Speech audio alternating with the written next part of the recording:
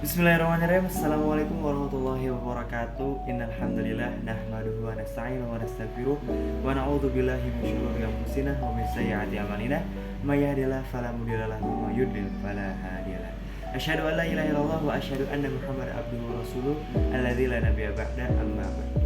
Pertama-tama yang paling utama, mari kita panjatkan puji serta rasa syukur kita kepada kehadirat Ilahi Rabbi yang mana telah memberikan kita semua nikmat serta hidayahnya sehingga kita bisa hidup di zaman ini. Dan juga salawat serta salam semoga tercurahkan kepada Habibana Nabi Muhammad sallallahu alaihi wasallam, kepada para keluarganya, para sahabat, tabi'in, tabi'ut tabi'in, dan juga kepada kita selaku umatnya. Ya, teman-teman sekalian, pada kali ini saya di sini akan menjelaskan tentang jumlah ismiyah, yang dimana pada matkul wacana bahasa Arab ini kita para mahasiswa disuruh untuk membuat video kemudian menjelaskan kembali apa yang telah dijelaskan oleh Bapak dosen Pak Dede gitu. Nah, di sini saya akan menjelaskan kepada kalian apa sih yang dimaksud dengan jumlah ismiyah gitu. Kita langsung saja kepada materinya. Let's go. Baik teman-teman, kita lanjutkan lagi ya pembahasan kita yang dimana apa sih yang dimaksud dengan jumlah ismiyah. Nah, jumlah ismiyah yaitu kebalikan dari jumlah fi'liyah, yang dimana jumlah fi'liyah adalah jumlah atau kata yang atau kalimat yang diawali oleh fi'liyah, sedangkan ismiyah adalah jumlah atau kata atau kalimat yang diawali oleh isim gitu atau huruf jar. Jadi seperti itu, atau bisa disebut juga jumlah ismiyah adalah kalimat yang terdiri dari mubtada dan khobar. Sebagai contohnya yaitu Usmanu tajir gitu.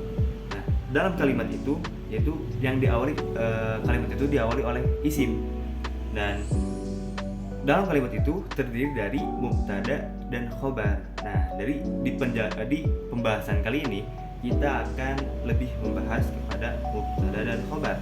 Jadi apa sih yang dimaksud dengan mubtada, apa yang dimaksud dengan khobar, macam-macamnya dan lain sebagainya. Maka dari itu kita lanjut ke materi selanjutnya.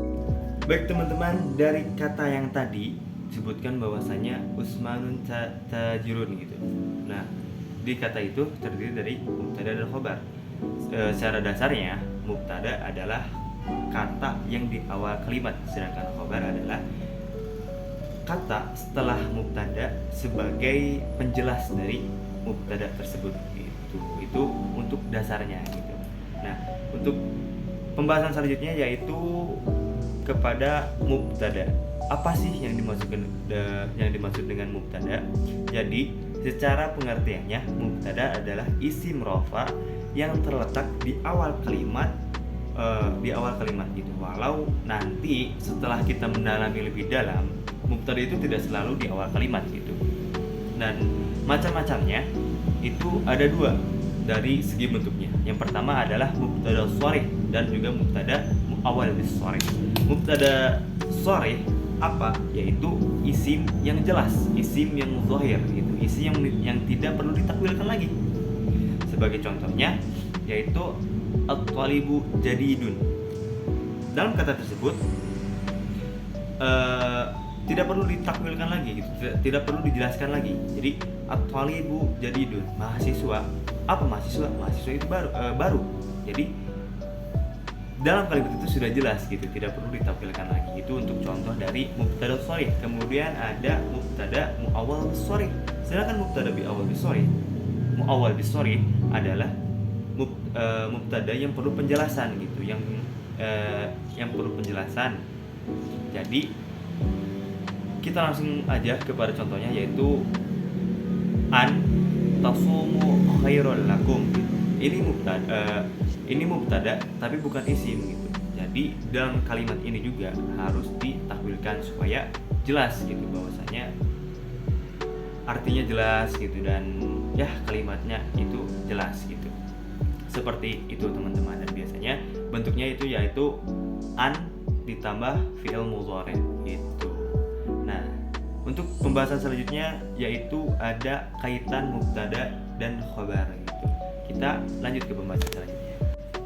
Oke, teman-teman, setelah kita membahas apa tentang pengertian tentang mubtada, kemudian macam-macam mubtada. Kita sekarang akan membahas tentang keterkaitan atau kaitan antara mubtada dan khabar. Apa aja sih? Yang pertama, ketika mubtadanya ma'rifat, maka khabarnya harus nakirah. Itu secara dasar gitu ya. Jadi kalau misalnya mubtadanya ma'rifat, maka khabarnya nakirah. Kemudian ketika mubtadanya mufrad, maka khabarnya mufrad juga. Terus kemudian ketika mubtadanya musanna, khabarnya musanna juga. Jama juga. Mudzakkar juga, atau mudzakkar mubtada mudzakkar, khabarnya muannas gitu. Itu adalah keterkaitan antara atau kaitan antara mubtada dengan khabar. Kemudian setelah kita membahas tadi kaitannya, tak lengkap bila kita tidak membahas tentang khabarnya gitu. Jadi apa sih yang dinamakan tentang khabar? Khabar itu secara harfiah adalah isim marfu atau rafa yang terletak setelah mubtada sebagai penjelas atau pelengkap dari kata tersebut gitu. Nah, macam khabar juga ada macam-macamnya gitu. Yang pertama ada khabar mufrad, yang kedua ada jumlah, yang ketiga ada sibhul jumlah gitu. Khabar sibhul jumlah. Jadi kalau misalnya tadi mubtada pembagiannya ada 2, kalau misalnya khabar ada 3. Nah, kita bahas satu-satu. Yang pertama yaitu khabar mufrad. Apa yang dimaksud dengan khabar mufrad? Yaitu khabar mufrad artinya tunggal katanya gitu. Nah, ingat ya, tunggal katanya, bukan tunggal hitungan katanya gitu. Kita langsung ke contoh saja. Misalkan at-talibu jadidun.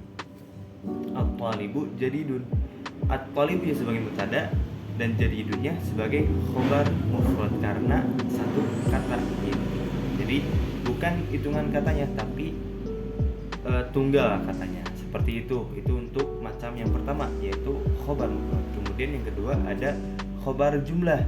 Di sini khabar jumlah terbagi menjadi 2. Yang pertama jumlah fi'liyah, yang kedua jumlah ismiyah. Jadi ada jumlah ismiyah di dalam jumlah ismiyah seperti itu. Nah, untuk jumlah fi'liyah ya diawali dengan fi'il gitu.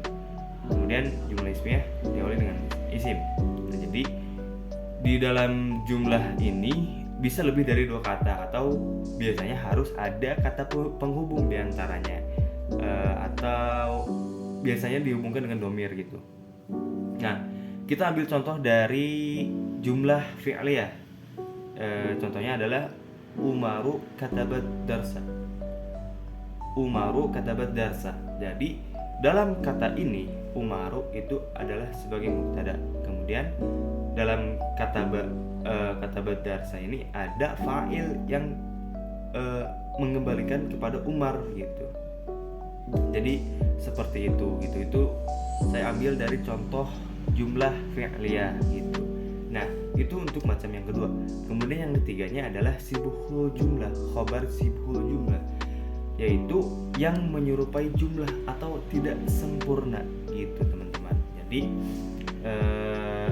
kita langsung contoh saja ya. Jadi contohnya tuh al-matbahu fil baiti.